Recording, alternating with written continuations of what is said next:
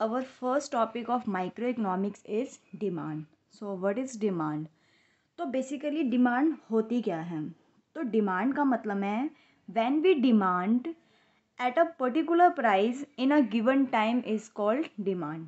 Means अगर हमें किसी भी क्वांटिटी की क्या करनी है, डिमांड करनी है, तो with the given of price and time.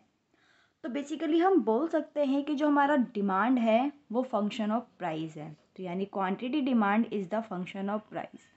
But demand के और भी अदर फंक्शंस होते हैं, like quantity of demand is function of price, price of related good, income, taste and preference and expectations, number of populations. Quantity demand is on the left side and बाकी जो functions है वो क्या है, right hand side. तो इसको हम बोलेंगे कि जो क्वांटिटी डिमांड है इट इज़ डिपेंड ऑन, तो it is the dependent variable and these are independent variable.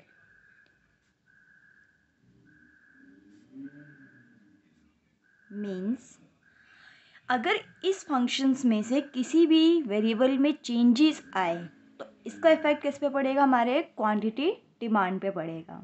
तो हम बेसिकली ये बोलते हैं कि जब भी हमें क्वांटिटी डिमांड में जितना भी चेंज आया है, अगर हमें ये देखना है कि वो प्राइस की वजह से कितना चेंज आया है, तो हम ये बाकी चीज़ को क्या मान लेंगे, कांस्टेंट मान लेंगे। तो हम बोल सकते हैं keeping other things constant,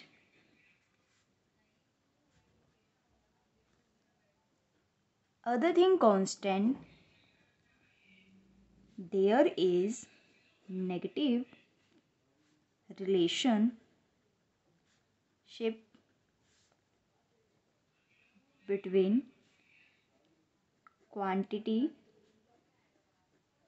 demand and price।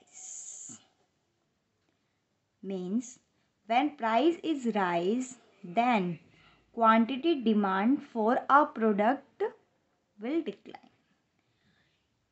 या फिर अगर प्राइस किसी कॉमोडिटी का बढ़ता है तो क्वांटिटी डिमांड कम हो जाती है, और किसी प्राइस बढ़ता है तो क्वांटिटी डिमांड क्या हो जाती है, बढ़ जाती है। It's means there is a inverse relationship between quantity demand and price. तो इतनी चीज़ समझ में आ गई हमें कि डिमांड क्या होता है। हम किसी भी कॉमोडिटी की डिमांड तब करते हैं जब उसका गिवन प्राइस हो और गिवन क्या हो, हमारा टाइम पीरियड। तो हम बेसिकली ये बोल सकते हैं कि quantity demand is function of price. But यहाँ पर क्या होता है कि जो हमारा डिमांड है वो सिर्फ प्राइस से इन्फ्लुएंस नहीं होता, और भी अदर फैक्टर्स होते हैं, like price of related good. Price of related good हो गया हमारा यहाँ पर, इनकम हो गया, income of the consumer, taste and preference, like market में अगर कोई न्यू प्रोडक्ट हो गया जिसका टेस्ट एंड प्रेफरेंस फेवरेबल है तो हमारा क्वांटिटी डिमांड क्या हो जाएगा, बढ़ जाएगा। Keeping other things constant including price. Like अगर हमारा number of populations in market में बढ़ जाता है कि हम, तो हमारा क्वांटिटी डिमांड क्या हो जाएगा, बढ़ जाएगा। लाइक नंबर ऑफ पॉपुलेशन हमारा मार्केट में कम हो गया है तो हमारा क्वांटिटी डिमांड क्या हो जाएगा, कम हो जाएगा। तो बेसिकली हम ये बोल सकते हैं कि हमारी क्वांटिटी डिमांड में क्या इन्फ्लुएंस आया है, ये हम किसी एक फैक्टर्स में क्या करते हैं, डिटरमाइन करते हैं। लाइक अगर मैं क्वांटिटी डिमांड में क्या इन्फ्लुएंस आया है, अगर वो उसका रीज़न प्राइस है तो मैं बाकी फैक्टर्स को क्या कर दूंगी, कांस्टेंट रख दूंगी। लाइक अगर मैं क्वांटिटी डिमांड का relation price of related good का देख रही हूँ तो बाकी फैक्टर्स को मैं क्या कर दूंगी, कांस्टेंट रख दूंगी। या फिर अगर मैं रिलेशन की क्वांटिटी डिमांड में जो इन्फ्लुएंस आया है due to number of the populations, तो मैं ये सारी चीज़ को भी क्या कर दूंगी, कांस्टेंट रख दूंगी।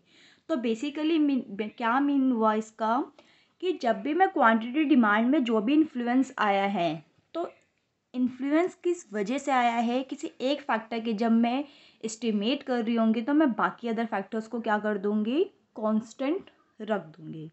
तो बेसिकली हमने डिमांड में क्या पढ़ा कि demand is the function of price and keeping other thing constant. On the left hand side there is dependent variable that is quantity demand, and on the right hand side these factors are independent variable। यहाँ पर हमने एक चीज़ और पढ़ी कि there is a inverse relationship between quantity demand and price. Means अगर price बढ़ेगा तो क्वांटिटी डिमांड कम, एंड क्वांटिटी प्राइस कम तो क्वांटिटी डिमांड ज़्यादा। तो ये हमारा क्या हो गया, डिमांड। इसका हम डायग्राम भी देख लेते हैं। Like keeping quantity on x axis, price on y axis. Let's suppose price P1, तब हम इसकी क्वांटिटी डिमांड इतनी कर रहे थे।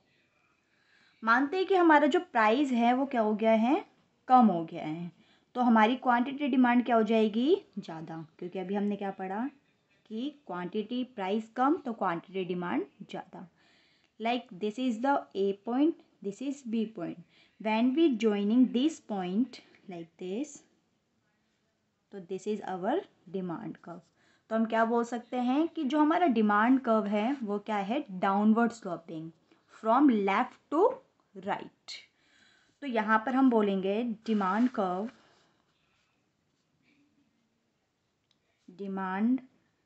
Curve is sloping downward from left to right। तो इतनी चीज़ समझ में आती है। और ये चीज़, ये जो हमारा ग्राफ है वो ये भी शो कर रहा है कि there is a negative relationship. देखो प्राइस जब हमारा P1 था तो हमारी क्वांटिटी कितनी थी, Q1। जैसे हमारा प्राइस कम होता है तो हमारी क्वांटिटी डिमांड क्या हो जाती है, बढ़ जाती है। तो this is the downward sloping and there is a negative relationship between price and quantity demand.